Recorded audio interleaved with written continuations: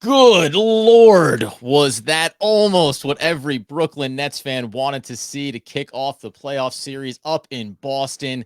The agony of defeat, the bitter moments of being a fan of this team and thinking you had it all in your hands before it slipped away. We're going to break it all down, but this is about what it's like to be a fan of sports, all coming up right after the theme music. You are Locked On Nets, your daily Brooklyn Nets podcast. Part of the Locked On Podcast Network, your team every day.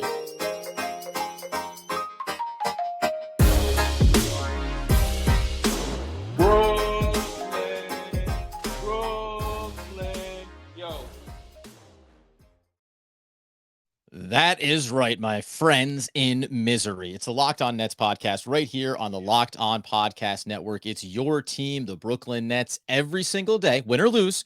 We, of course, thank you for making us your first listen of the day, free on all those great platforms. We let you know today's episode is brought to you by Bet Online. You head over to Bet Online, where they have you covered all season long with more props, odds, and lines than ever before. Bet Online, it's where the game starts.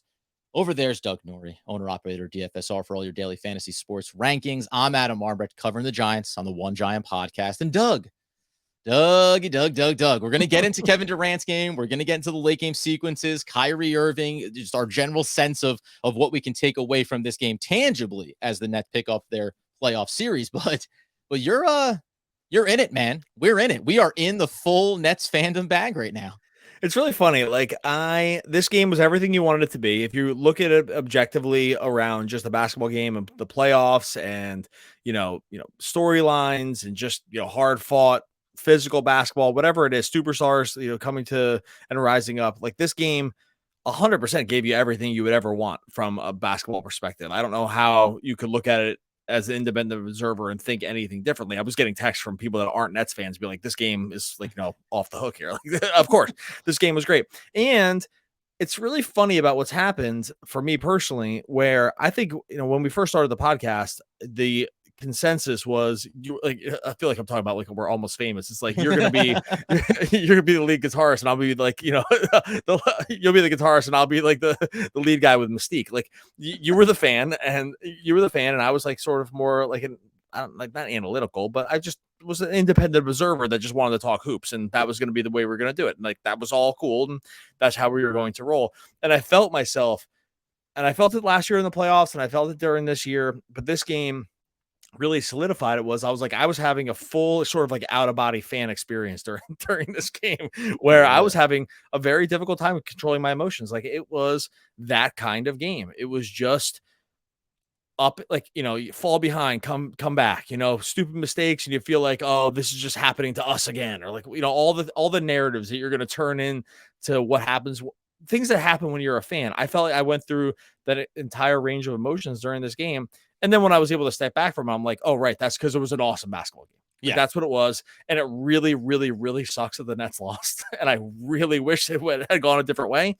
But, well, there's no but. Like, I do feel those things. And here we sit down 1-0.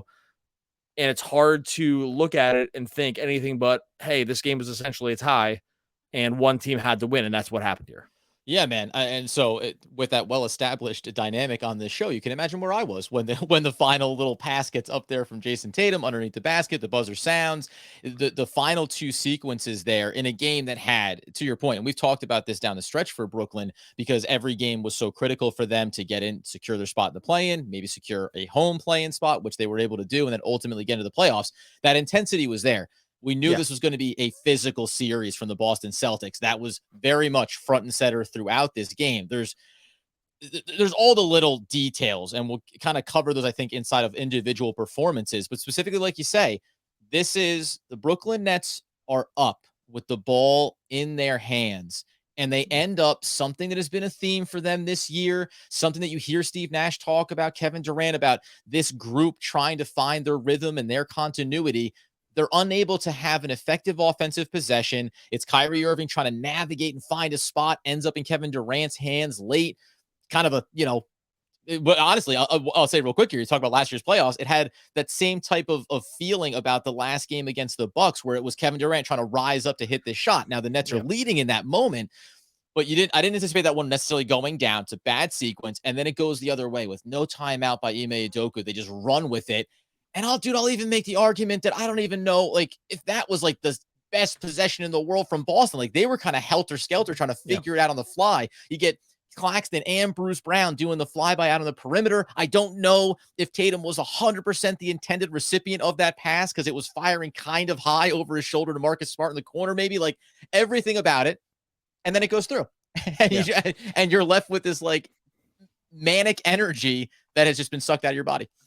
And I think I think you described this really well around what the mental state here is. It's like, what can you really fault? Yes. Okay. Are we going to walk through parts of this game where you can definitely fault the Nets and like where they should have won the game? 100%. Like there's parts of this game where you can 100% look at this thing and say, hey, the Nets should have won it.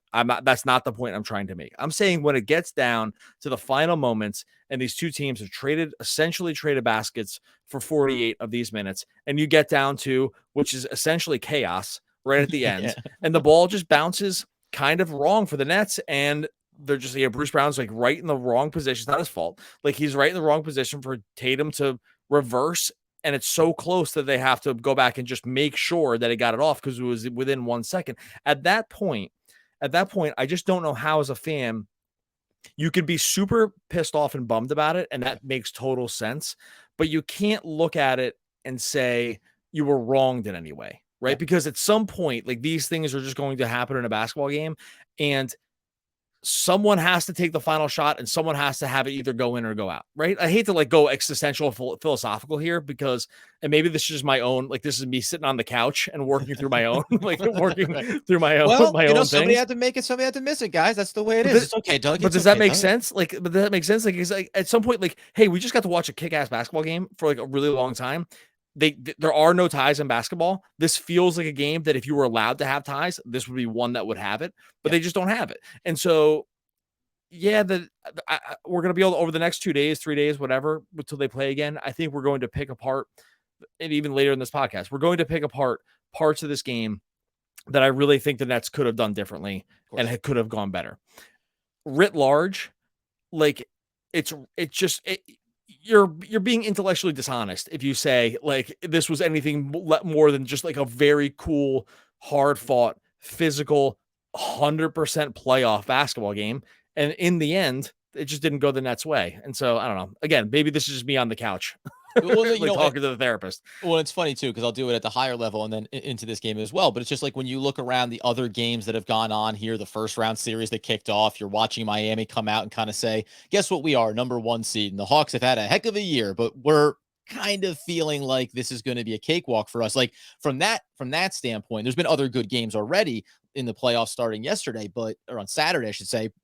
But that is the part of it where you buy into this is playoff level basketball. And I think you're right. Like somebody wins, somebody loses. It's going to come in the sequences. And I went out of my way to put out as I framed it, PSA announcement on Twitter of don't bring up the referees. Don't bring up the fouls. I don't want to hear about any of this stuff. I don't care one way or the other on either side of it. I don't care. And we said this all year long. I don't care what happens in those sequences. I care about what happens when the shots either go down or they don't go down, because that's ultimately, you don't remember 20 years from now going, yeah, and I thought the referees were a little tight on some calls early in that one, really threw off the rhythm. And by the way, by the end of this game, all your takeaway was, God, was that intense. I wonder if we're, and we're going to get 6-7 games of this in the first round of the NBA playoffs, which that's something as just a pure basketball fan you have to love, even though you're coming off the loss.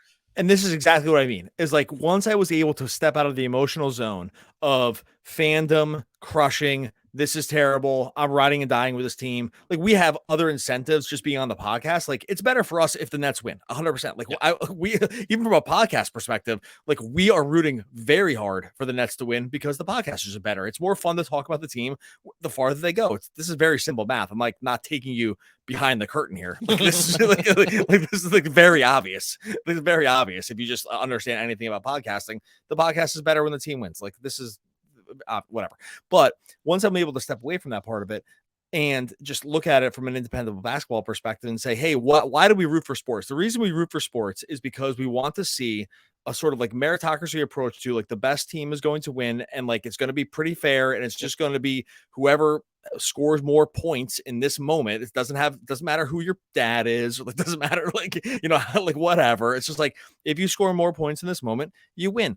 In that sense, that's exactly what this game was. It was like, in a lot of ways, just a perfect basketball game, right? Like, you had the superstars stepping up, you had guys getting physical, you had guys leaving it all on the court. Like, this was a perfect basketball game. I don't know. Maybe I'm being too not poetic, because that's being, I'm not saying I'm being poetic about it, but like, maybe is that wrong to think about it that way? Like, or like, am I doing too much hedging, like emotional hedging around it? Because I'm super pissed off that they lost. We'll get to that here in a second, but does that make sense what I'm saying? Like, I also want to examine this from we got to also watch a pretty cool basketball game, and I really wish there was a half a second less on the clock, and the Nets had won. And I think this is that part of still being able to pull yourself away from the fandom, or look at it objectively from two sides of a situation, because I get why fans are just in the cellar on this right now. Sure. But you still, yes, I get why you can appreciate the good basketball. I also know your entire background and covering the sport and everything else that goes along with that.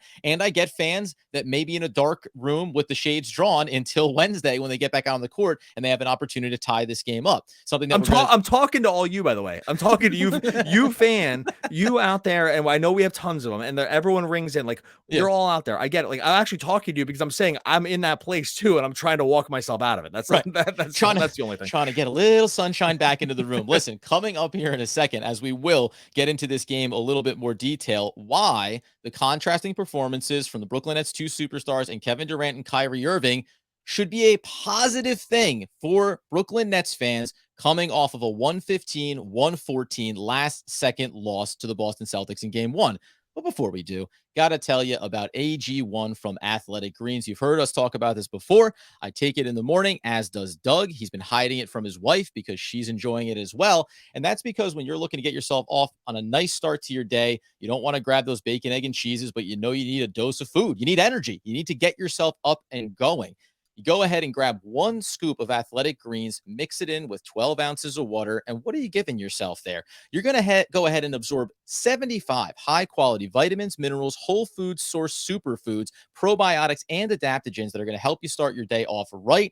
These are all the nutrients and everything that you might go to 1,000 different food sources or 1,000 different supplements to try to get into your body. No, with this special bland? I don't think so. This special brand of ingredients, you're going to give yourself gut health. Your nervous system's going to be working better for you. Your immune system's going to work better. You're going to have more energy, as if I need that right now. Your recovery is going to be better as well when you're exercising, getting out there, focus, and it's even going to help that dirty little secret we all hate to talk about, aging. That's why, of course, when you go right now, to make it easy, Athletic Greens is going to give you a free 1-year supply of immune-supporting vitamin D and 5 free travel packs when you make your first purchase. All you have to do is visit athleticgreens.com/NBA network. Again, that's athleticgreens.com/NBA network to take ownership over your health and pick up the ultimate daily nutritional insurance. And when you're done with that, head on over and grab yourself a Built Bar. You know these guys. We've been talking about Built Bar forever. That's because it's easy, because we are Built Bar users and eaters ourselves, because Built Bar makes it super easy to keep the protein in your life without worrying about some of that other stuff that can creep up. Like, you'll grab a candy bar, forget about it. The stats of the candy bar, I'm going to read it to you later, but like, you're just going to be appalled when you even hear what's happening with these things. Built Bar has kept it simple. They focus on the taste. They focus on the flavors. They made sure the stats were there to back it up. They even made the puffs. That's a protein infused marshmallow. Forget about it. Like, you're getting protein with your marshmallows. That's what the puffs came to do. They have the cinnamon churro flavor, coconut marshmallow. They have banana cream pie. Sorry, I'm stumbling because these flavors are so good. All Built Bars are covered in 100% real chocolate. Even the puffs are as well. Low calorie, high protein. You can replace the candy bars with those, and you won't feel any better. 130 calories, 4 grams of sugar, 4 net carbs, 17 grams of protein.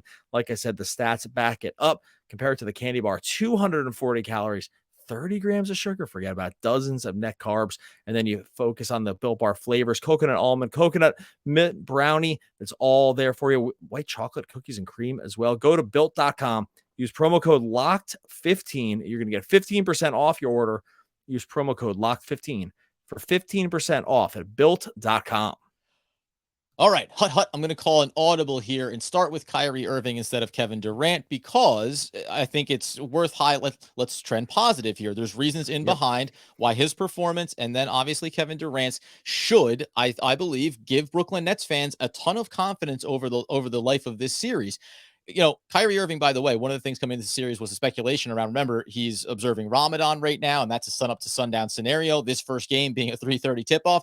Turns out Kyrie Irving isn't human because he went out and got fully into his bag in this one, specifically in the second half, when Boston came out, gave themselves a 15-point lead, and at which point, combined with how Kevin Durant was looking, it was a very easy opportunity for this one to get out of hand in a hurry. And instead, it ended up being, I think, an 11-0 run in total, but it started with an 8-0 run just by Kyrie Irving against the Boston Celtics. He unstoppable against a physical defense that has a lot of different options they can throw at him. He was able to get to his spots all over this court and knock them down. As an impressive first game performance in a series, I think that we've seen from him. And especially when you consider the context too, the crowd was extremely hostile. Like they do not, they are again as anti Kyrie Irving as you can be, without a doubt. Like they kept the pedal on the douchey metal the entire time when it came to cheering against him. And so franchise that's phrasing. It's good. Pedal on the douchey metal. Yeah, please. Yeah, but and did it matter for him? No, not at all. Like he's probably going to end up getting fined because he had some hand gestures that he gave toward the crowd during the game when he was definitely hearing from them. And did it matter for him? No. 39 points, 6 assists. Like at points during the third and fourth quarter, he was completely torching Tatum. Like when they were bringing Tatum up on switches or Theis too, and he just was dribbling right by them. There was 2 times where he just dribbled right by them for just layups, right? It was so easy. And in some ways, I hate to say that we wasted, because I hate that word, but waste a Kyrie performance like this and not get a win, because it does feel like, how many in a playoff series against a very good defensive team are you going to get 12 for 20, 9 for 9 from the field, 60% from 3? You're not going to, it's a law of averages to say that's not going to be how most of this game works. And like, what else can you say about the guy? He's made for the big games. Like this is what he thrives on. Yeah. He thrived the entire game. He's really the only reason this was close. Like you said, it was getting out of hand and he stepped up and basically willed them back into the game on his performance. He's 1A and 1B of why this ended up even being a close game. Yeah, and so in that regard, I think this is why, again, this is a game on the road. It's the first game of the series. The objective when you go into a playoff series and you're the road team is to steal one. Once you do that, you shift the strength back over to your side of things, and then that team, Boston, has to come on the road and get one back from you in order to even it back out. So seeing this performance from Kyrie makes me feel very confident about what he's going to be able to do over the course of the series. Because to your point, when you're putting Tatum on him and he's treating him the way we've always talked about Kevin Durant in so many regards of like, I don't see the defender there. I'm just going where I want to go and doing what I want to do. Tatum is a quality defender. The entire Boston Celtics team is a quality defense. And yet Kyrie was able to do that. So that element of it was impressive. It's fantastic. We know he only played 29 games. He's going to be fresh. He's going to be ready to go here over the course of the series. The difficult thing for me is, and I'll put this in the same context that I said down the stretch of the season, when we've talked about Kevin Durant before, and sometimes happened to start this game, the careless turnover, some of the sloppy play. Like I said this then, and I'm shocked that I'm saying it after game 1. Have to hold Kevin Durant to the standard of where we put him on the pedestal of NBA greatness. This is a terrible performance from Kevin Durant. There's really not 2 ways around it. I know we always talk about, you can go into the stat line and say, well, by the end of it, no, it doesn't matter, because the fact that he struggled so much early, had 3-4 turnovers in the first quarter of this game, that completely dismantles the success that you're having. So even when you look at it and they weren't down big, they were tied at the break 61 apiece. That it should have been, okay, come out and turn it on in the second half. He certainly performed better, but he was out of sorts, and Boston was able to do a lot of things to him defensively that I was borderline shocked that they were able to throw him out of his rhythm with such consistency, and he looked just a little bit lethargic coming into this game, which also surprised me.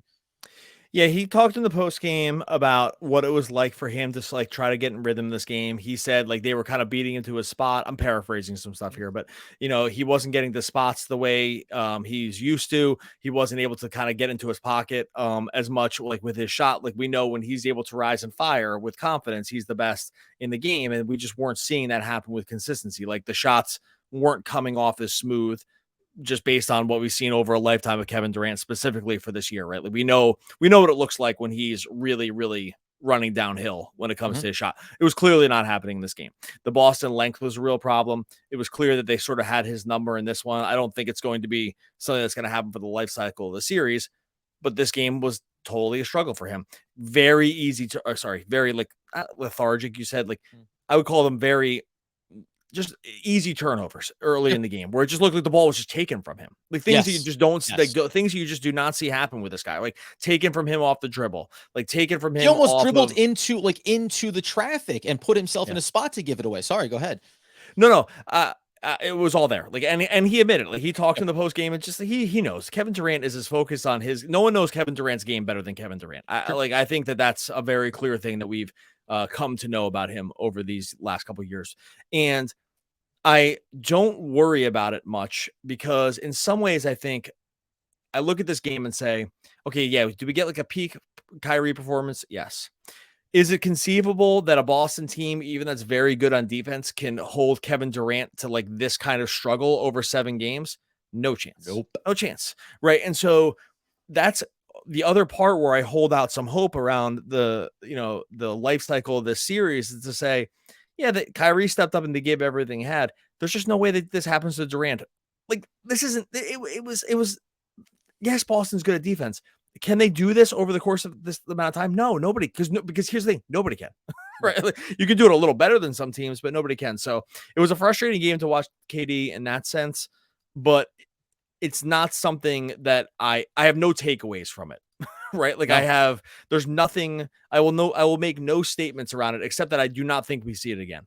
Yeah. I think the only takeaway I have from it is that, or looking forward in this series is I would not anticipate him having another performance like that, but I wouldn't have anticipated him coming out and giving that performance in this game. If that makes sense. Like we assume, and as he's proven, he is the apex predator in the NBA. So the fact that this did occur was a little surprising to me. Do I think it's likely to occur again? No, but I would have put it at a near 0% chance that this is how the game 1 was going to go for him. So that threw me off a little bit. And that combined with Kyrie is the reason why when you lose a 1-point game on the road where your team as a whole and one of your superstars did not play their best, you have to take the step back and say, okay, so I'll see you on Wednesday, and let's see if you can have this exact same occurrence again, because it's very borderline unlikely, if not impossible.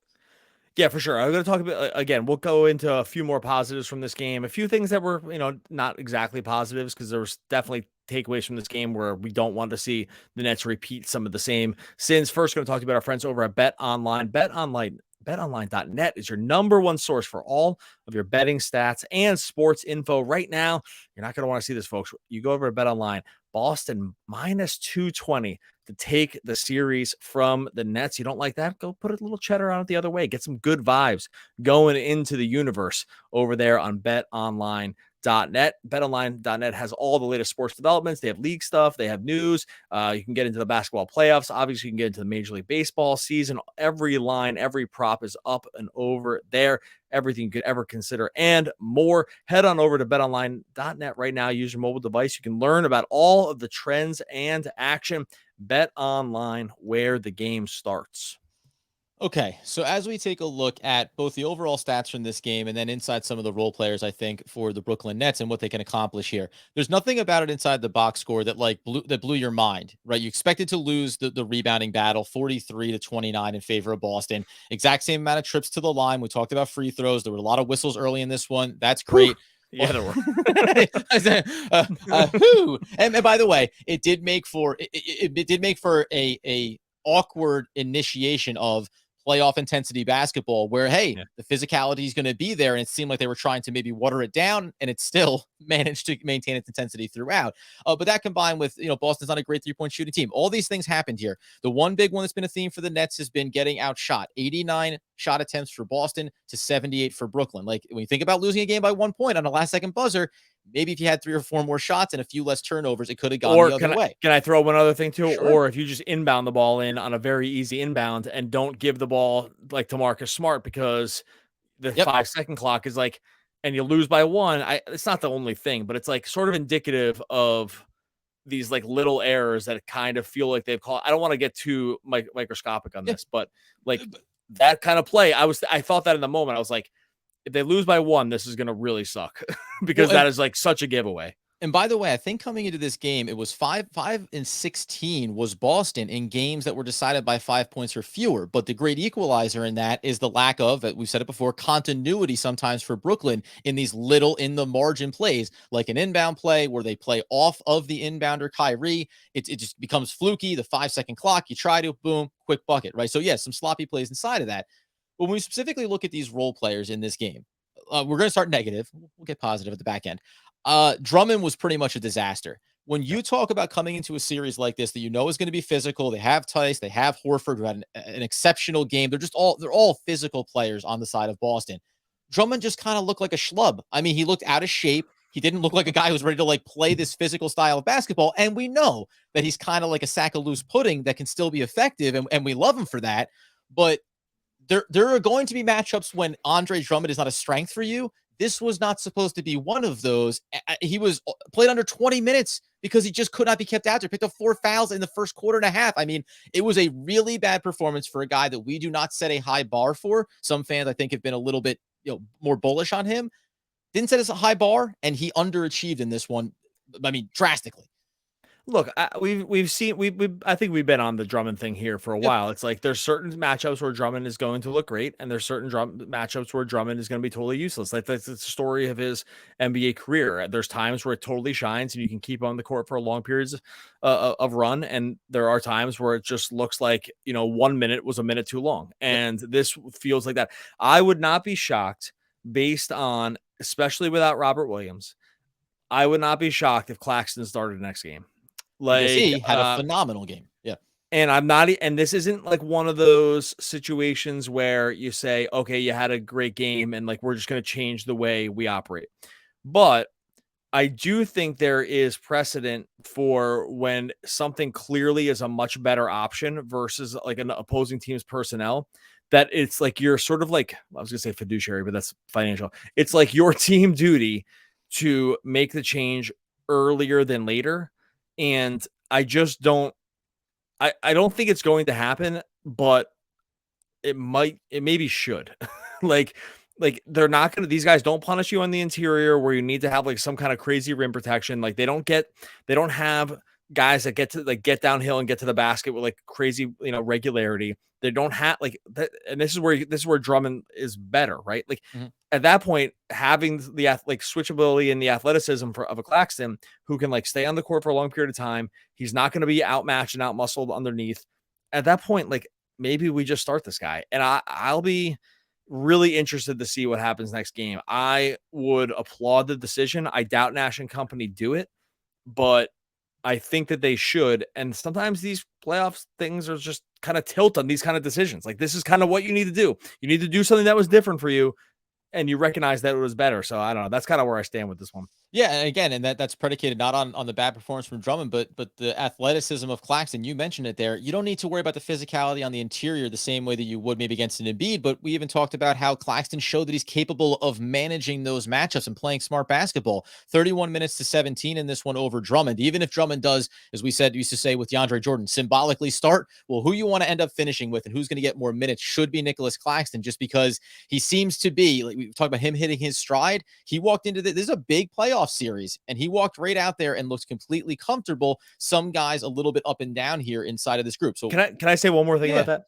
So, and by the way, this isn't like a one game thing either. If you look back into the last time they played, and I think the last time they played, we agreed that that was a good example of these two teams going at it at full strength. I know that Robert Williams also played in that game. Drummond stuck in that game too. So Right. like he played 17 minutes. He was -8. He had a couple of fouls. Nothing really happened. Like we're working off a some minute example of this guy. He does not work for this particular team. Like, hey, make it a little farther and face Joel Embiid. Yeah, it's gonna be nice to have him, right? Like that's the whole thing. It's like matchup dependent here at this point. So I think we have enough of a track record to say this isn't just a one game thing. It's like this guy just doesn't match up against this team. It's okay. Make the change.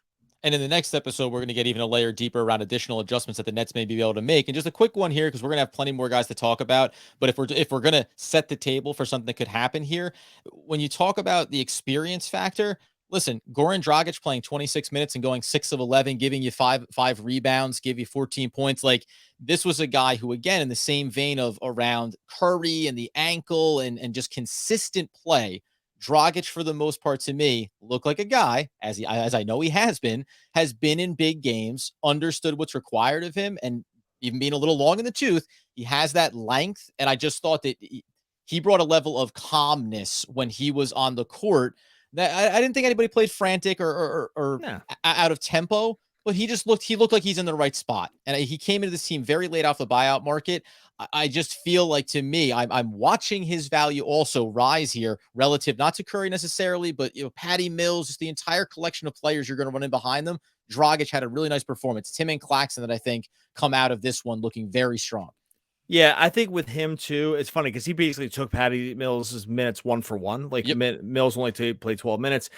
He played 26. I know, Bruce Brown had a little bit of foul trouble here, so that's where they kind of like slotted him in.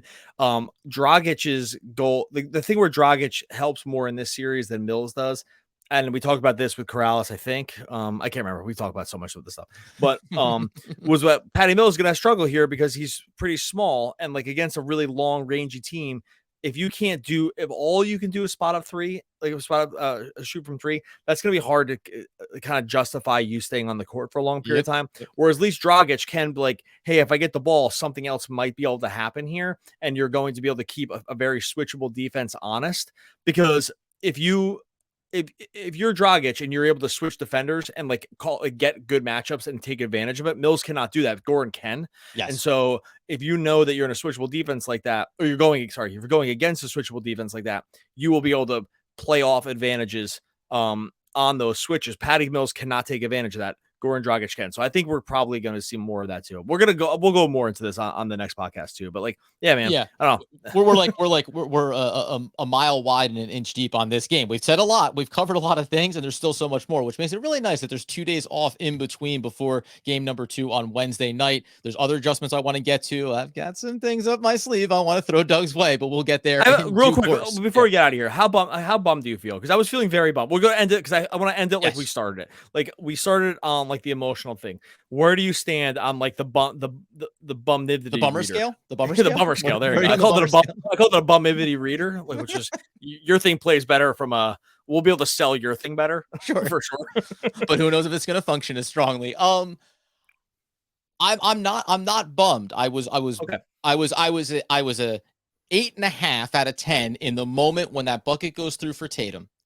But not the second, but a few minutes later, after I came down from it, it's everything that we talked about in this episode of, is Kevin Durant going to have another one of those performances? No, he's not. And while Kyrie may not have that exact same high caliber game, he's been known to be pretty damn consistent when it comes to playoff basketball. So I just look at this as opening game of a series on the road against the team that's coming in #1 defense in so many categories. Guess what? They were able to get their buckets on you. Kevin Durant just had an off night relative to what you were doing to him defensively. I feel I'm buoyed by this performance from the Brooklyn Nets overall as a team, and looking across there and saying, you guys gave everything you could physically. You had all the big performances that you needed to have from all of your role players. Didn't even touch on those guys yet. And you won it on a last-second layup. I feel great. All right, so if you can see it on YouTube right now, I made my bummed meter here. Yes. I have very bummed over on YouTube, and then not bummed at all, and you can see where I am right here. So it's like a little shaded more toward not bummed, but still in the middle. So that's where we are on the old bummed meter. Okay, we're gonna get out of here. We will be back again talking more Brooklyn Nets basketball. In the meantime, make sure You got to go over to YouTube, the no bum meter. Make sure you go over to YouTube and subscribe. You'll get to see all this awesome stuff where Adam and I hold up our bum meter over the course of these playoffs. Like and subscribe over on YouTube. Like and subscribe wherever you listen to podcasts. And guess what, everybody? Game number 2 comes up on Wednesday. You know we're here every day, but it doesn't feel pity or remorse or fear, and it absolutely will not stop ever until you're dead. That's just a random dude from the Terminator series. We're coming for you, Boston. One of the all-time great poets. We'll be back again tomorrow talking more Brooklyn Nets basketball.